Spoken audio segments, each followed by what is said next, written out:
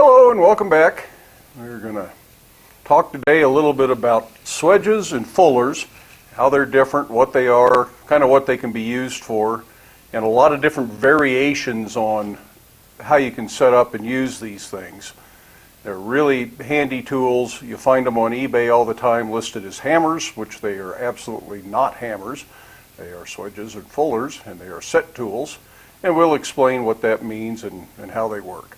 But first, I want to take a moment to thank everybody for their support and their understanding while I've been doing less forging-oriented videos, and this is some of the support that I'm talking about. Well, I certainly never expected anything like this. I got this wonderful get well card from one of the YouTube viewers.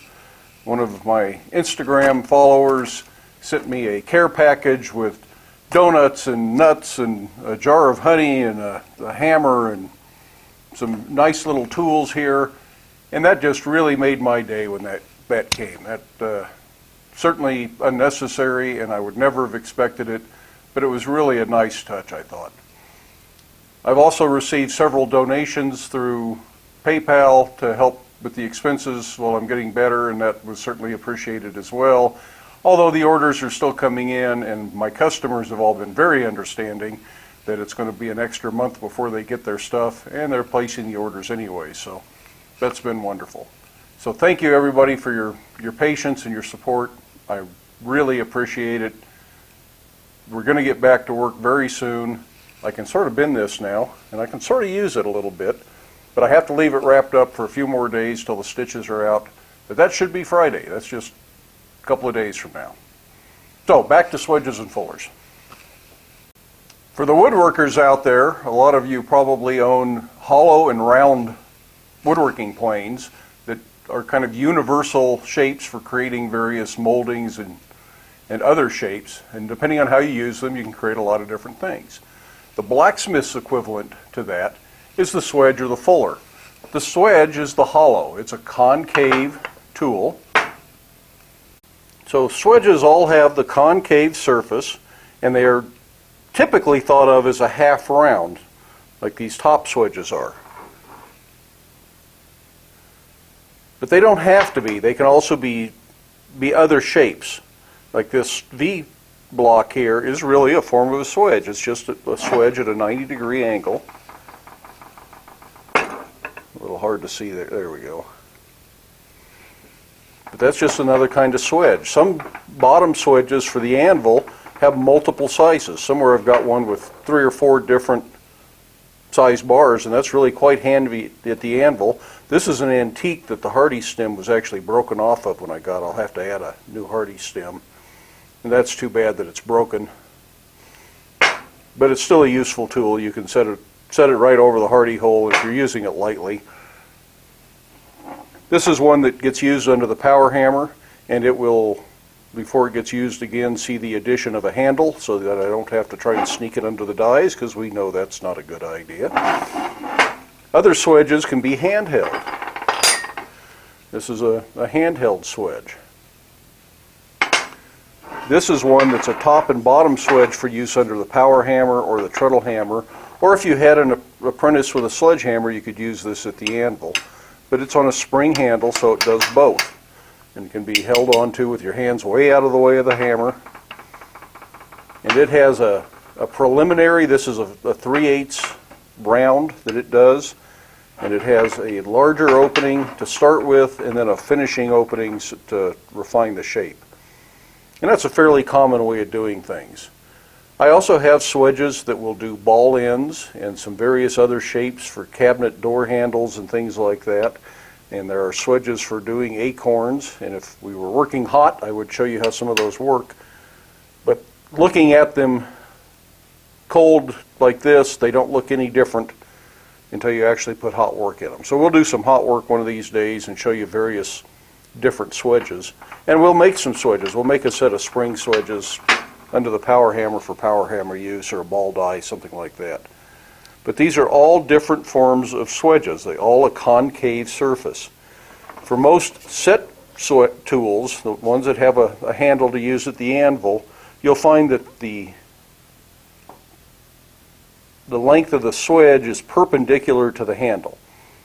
That keeps your knuckles away from the hot bar as you're working, and that's just the way they tend to be. If you needed a special purpose the other way, you could certainly build one that way. This is one I made ages ago. And this one is a commercial swedge. It says Atha. That's a popular name of blacksmithing tools. But another option for swedges is the swedge block. And these come in a lot of different shapes and configurations. Some of them aren't being made anymore. There are a lot of old ones out there. But this one I think is still being made, and I think one very similar to this is still being made. But you can see these have a lot of different size half rounds. This one also, if you can see that, I can't quite pick this up one-handed, has a 90-degree V-swedge there. This side is all bowl shapes, which would make ladles and things like that, or small dishes. This side has all spoon swedges. So that makes it a very useful block. It is light enough you can pick it up and move it around. Just barely heavy enough I can't pick it up one-handed. So I'll drop that on the dirt floor there. I wouldn't drop it on a concrete floor, you could crack it. This one also has some ladle shapes and spoon shapes, but this is the one I showed in the video on doing the fireplace shovel, the Lowrance swedge block that has a place for a fireplace shovel. And then it also has some very small rounds that are good for doing things like ball end hooks if you're refining those. And just various shapes around the edges. Really a handy thing to have. If you're lucky, you can find a great big swedge block like this. This one is made, has all sorts of holes that you can do different things in, and that's just up to your imagination. You can drift through these holes if you need to support something. They'll hold various tools. If you're lucky enough that this is the same size as some other bottom tool you have, you could stick bottom tools and stakes in there and use that. Lots of different options there. But you can also stand it up on edge and bring any one of these four edges. We have some triangular shapes here. We have a 90-degree shape. We have octagon shapes in a few different sizes and a lot of half rounds. This is tough to stand up. Typically what I will do is get a much heavier bar than this so I can lever it up. I don't know that I've got a bar handy right now to do that. One-handed, I don't really want to try it anyways. But you can lever it up, and then this stand has a lower support. So when I stand this block up, it sits here, and the half rounds sit above the edge of this rail, and that makes it a pretty good little forging anvil. A block and tackle on the ceiling would be really nice for moving this. That block's probably about 150 pounds, but a pretty nice swedge block. Fullers are the opposite of swedges. They are typically a half round convex surface instead of a concave surface. Fullers, again, come in lots of different varieties for different uses. A handled fuller typically used with a striker. And these are actually in line with the handle typically. I've made some that are crossways for special purposes because I needed to get my hand away from the heat in a certain application. But typically they're used this way in line. You can also make handheld fullers that you can use if you're working solo at the anvil or for doing more delicate work. And there are fullers that go in the hardy hole that frequently, if you're working with a striker, you might use these in a pair, top and bottom fuller right in the anvil. If you're working by yourself though, frequently it's easier to use something like a spring fuller. We had spring swedges. This is a spring fuller that I can use either under the power hammer or the treadle hammer. This spring fuller with the square shank added to it fits in my hardy hole and is very useful at the anvil, and we've seen that forging a candle cup. We use this same spring fuller, so we have an idea how that works. Another idea is a fullering jig, which this was once upon a time. After about 25 years of pretty constant use, it finally cracked across here because that was a stress point. I usually used it in this round, and I have not got around to making a new one. But I think we will do that as a video. We'll make a brand new one. I'll see if I can make some improvements. The holes that I had in this for adjusting the height were way too small, and I kept bending the pin. So we'll do something a little bit beefier, but these are very useful. This was always my favorite go-to fullering tool for making candle cups and sockets for brooms and things like that. I really liked this better than I liked the spring fuller. So we're going to make one of those one of these days. But you can kind of get an idea of what it is. If you're at all ingenious, you ought to be able to build one. Now, frequently, you can use fullers and swedges together. They don't have to be used in pairs that match. They can be used for different purposes. If you're trying to make a half round, you might put it in a swedge and then use a fuller on top of it. So that's always an option. I've never seen a fuller block like a swedge block. I suppose somewhere there might be one. In a way, the horn of your anvil is technically a fuller. And any round bar can be a fuller. If you don't have a set of fullers, just a piece of round stock. This one's been used under the power hammer so many times for making little 1/4-inch grooves that it's pretty twisted up. But it'll still make nice S-hooks, so the bar isn't trashed, it just has more texture. If you need a 1/2 inch one, get a 1/2 inch round bar. If you're going to use the same size frequently, it pays to go ahead and make one that's got a handle attached to it. It'll be a little bit more comfortable, and in the bigger sizes they can be quite jarring under a power hammer. But you could also use these at the anvil. There's no reason why not. In fact, this fuller is what made that swedge. So if you're making tools in progression, the fuller would be first, the swedge would be second.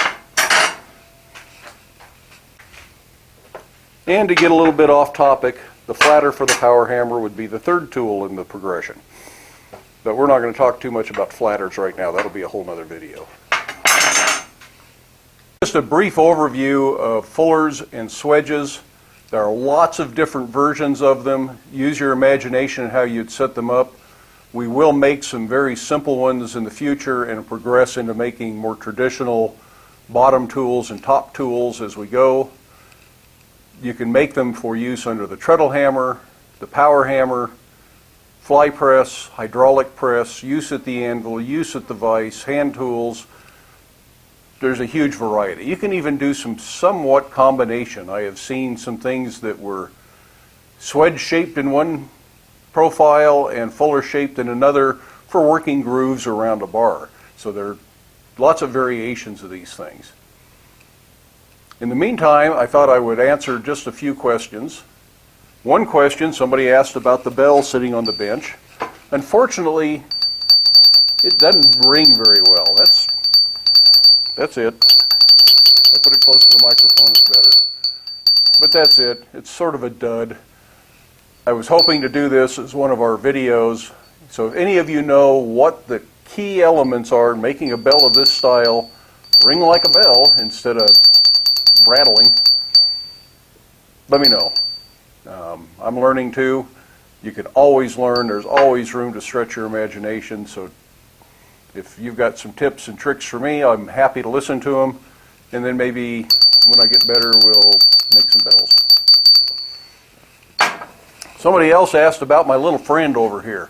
You may see him in the background one place or another. This is something my wife gave me as a kind of a Christmas gift joke one year. But now he kind of just hangs out in the shop. He's actually a gargoyle, and he's actually a puppet. And I'm not much into puppets. In fact, my hand hardly fits in this thing. But you can make him do a few things there. So we've got a puppet. Maybe someday we'll have him narrate a video. I don't know. But in the meantime, you got to have a little bit of fun in the shop. You take care. Love it if you'd give a thumbs up to the video. Appreciate it if you'd subscribe to the channel. Again, thank you for all of your support and the few little get well gifts that have shown up in the mail. That was really special, and I appreciate it. In the meantime, you head on out to the shop, get some work done, make something, challenge your imagination and your skills, but stay safe, wear your safety glasses, and come back later. We'll do some more.